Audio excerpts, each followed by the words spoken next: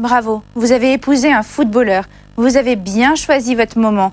Michel Platini voudrait une régulation des salaires, des transferts. Il veut moraliser les dépenses. Il a dit « Le jeu football n'est pas vraiment en danger puisqu'il suffira toujours d'une ruelle étroite, de quelques enfants, d'une paire de chaussettes roulées ou d'une boîte vide pour que le football vive. Oh, mon chéri, c'est horrible. On va redevenir pauvre. » Je suis scandalisée.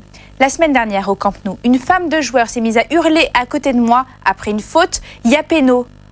Mesdames, on ne dit plus péno pour pénalty depuis au moins 10 ans. Et puis, il serait quand même temps de faire la différence entre un pénalty loi numéro 14 et un coup franc loi numéro 13. Le coup franc ou coup de pied arrêté sanctionne une faute à l'endroit même où elle a été commise.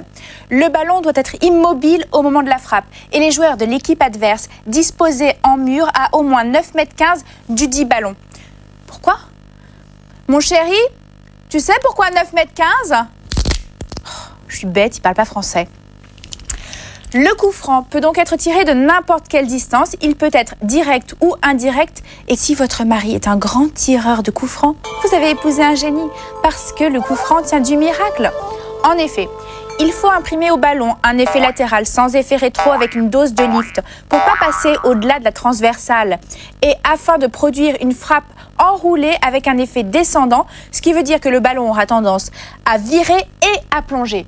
Lors d'un coup franc à 23 mètres, il suffit d'une seconde au ballon pour atteindre le but. Avec un axe de rotation de 30 degrés au-delà de la verticale, il suffit d'1 degré d'écart dans la rotation et dans le coup de pied ou de 3 km/h de vélocité pour tout faire rater.